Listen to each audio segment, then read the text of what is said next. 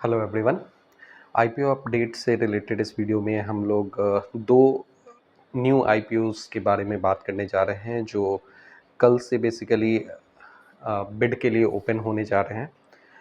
सो इन IPOs के बारे में हम लोग कुछ इन्फॉर्मेशन गैदर करने की कोशिश करेंगे जिसका आप अपने फिनेंशियल डिसीजन बनाने में इस्तेमाल कर सकते हैं। फ़िलहाल जो भी हम लोग डिस्कशन करेंगे वो प्योरली एजुकेशनल पर्पस के लिए होगा, वो ये कोई भी बाइंग या सेलिंग रिकमेंडेशन नहीं होगा। So let's begin. सबसे पहला जो आईपीओ हम लोग डिस्कस करने जा रहे हैं ये हाईवे इंफ्रास्ट्रक्चर लिमिटेड इस कंपनी का आईपीओ है। और इसमें अगर हम लोग देखें तो इसका जो नाम है वो हिल इंफ्रा के नाम से आपको दिखेगा। और अ, ये जो आईपीओ है या ये जो कंपनी है इस आईपीओ के माध्यम से लगभग 130 करोड़ रुपए रेज़ करने के प्रयास में है।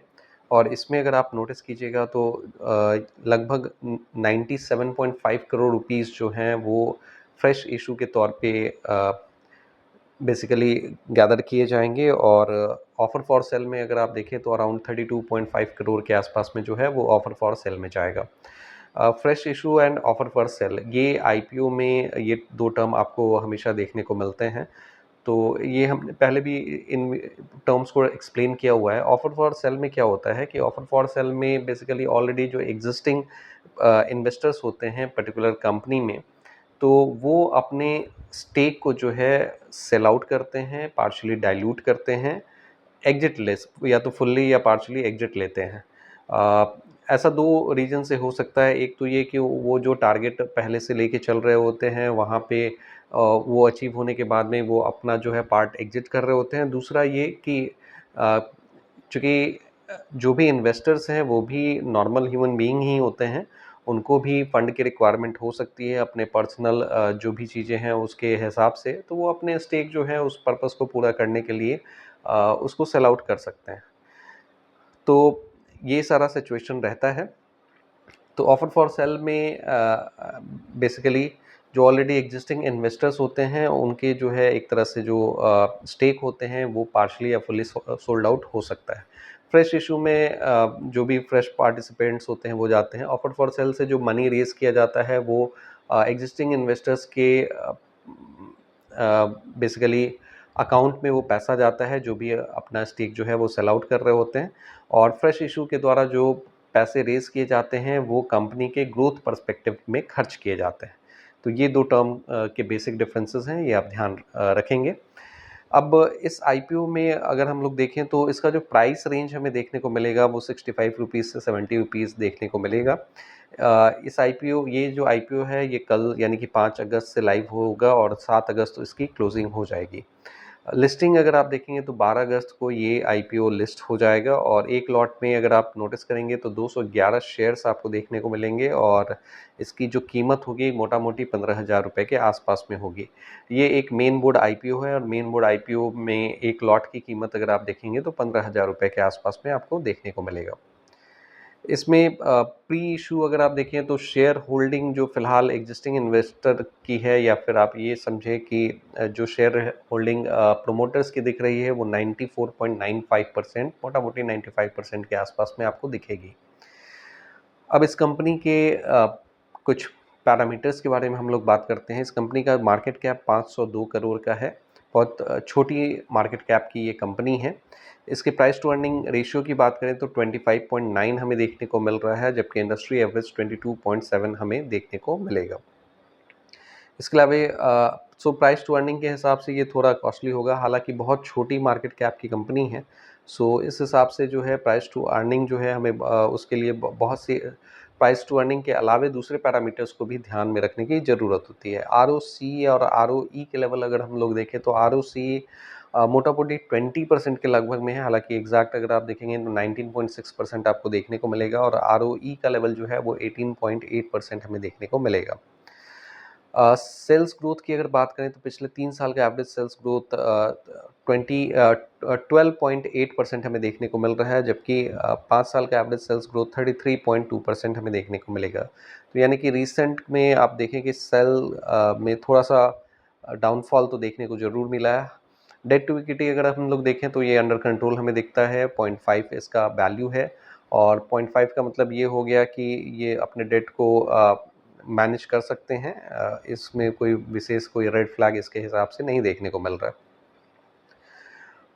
अब इन पैरामीटर्स के अलावा अगर हम लोग इसके जीएमपी की बात करें, ग्रे मार्केट प्रीमियम की बात करें, तो ग्रे मार्केट में जो इसका प्रीमियम फिलहाल देखने को मिल रहा है वो 41 रुपीज़ के आसपास में देखने को मिल रहा है। यानी मोटा मोटी अगर आप देखेंगे तो 55 to 60% का जो है वो प्रीमियम हमें यहाँ पे देखने को मिल जा रहा है।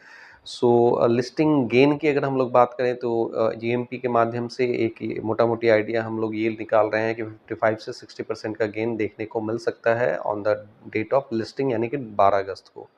तो जिनको भी ये आईपीओ मिलता है, अलॉट हो जाता है, तो उनको 12 अगस्त को जब ये लिस्ट होगा तो मोटा मोटी ये 55 से 60% का प्रीमियम या गेन आपको देखने को मिल सकता है। अगेन ये चूँकि ग्रे मार्केट प्रीमियम है, ये डब्बा मार्केट जिसको हम लोग कह रहे होते हैं, इसका कोई ऑथेंटिकेशन या रिलायबिलिटी नहीं होता है। सो इस पे ब्लाइंडली हमें फेथ नहीं करना होता है। सो ये एक फ़िलहाल जो कंपनी थी हेल इंफ्रा के नाम से, और इसका जो नाम था वो हाईवे इंफ्रास्ट्रक्चर लिमिटेड था, ये हमने डिस्कस किया है। अभी सेकंड कंपनी के बारे में हम लोग डिस्कशन करने जा रहे हैं, जो है कि नॉलेज रियल्टी ट्रस्ट, रीट इसको हम लोग कह रहे होते हैं, और इसका जो सिंबल है वो केआरटी है, नॉलेज रियल्टी ट्रस्ट। इसमें अगर आप देखेंगे तो ये इस आईपीओ के माध्यम से 4800 करोड़ मार्केट से रेज़ करेंगे, और ये इंटायरली फ्रेश इशू होगा।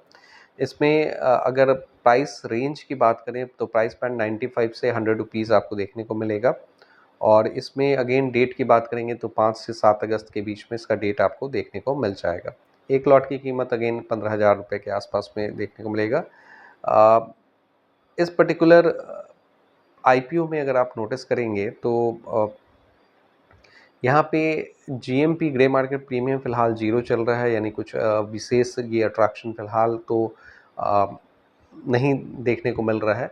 लेकिन ठीक है, विथ टाइम जो है, चूँकि अभी ये दोनों आईपीओज़ जो हैं वो अभी बिड के लिए ओपन नहीं हुए हैं, तो जैसे बिड आएगा तो वहाँ पे लोगों का रुझान जो है हमें नंबर ऑफ़ टाइम सब्सक्रिप्शन से पता चल जाएगा, और उसके number of times of subscription और साथ ही जीएमपी का जो कॉम्बो है उसके हिसाब से एक मोटा-मोटी हमें आइडिया मिल जाता है कि जो आईपीओ है वो लिस्टिंग के साथ में किस तरह का परफॉर्मेंस हमें दे सकता है। यहाँ पे जो भी हम लोग डिस्कशन कर रहे हैं वो प्योरली वैसे इन्वेस्टर्स को ध्यान में रख के कर रहे हैं जो कि लिस्टिंग के लिए आईपीओ में लिस्टिंग गेन के लिए आईपीओ में प्ले करते हैं।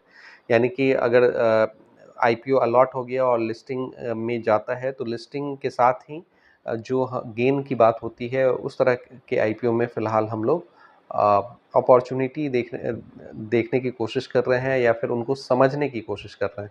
अगेन ये जो भी डिस्कशन है वो प्योरली एजुकेशनल पर्पस के लिए है, कोई भी बाइंग या सेलिंग रिकमेंडेशन नहीं है, तो इसको आप ज़रूर ध्यान में रखेंगे। सो इस आईपीओ में आप अपना रुझान पा रहे हैं या नहीं, आप इस आईपीओ में इन्वेस्ट करने जा रहे हैं, ये आप नीचे कमेंट बॉक्स में ज़रूर मेंशन कर सकते हैं। आपके कुछ क्वेरीज अगर रहते हैं तो वो भी आप नीचे मेंशन करें। सो अभी के लिए इसको हम लोग यहीं पे क्लोज़ करते हैं। Thank you very much for your participation.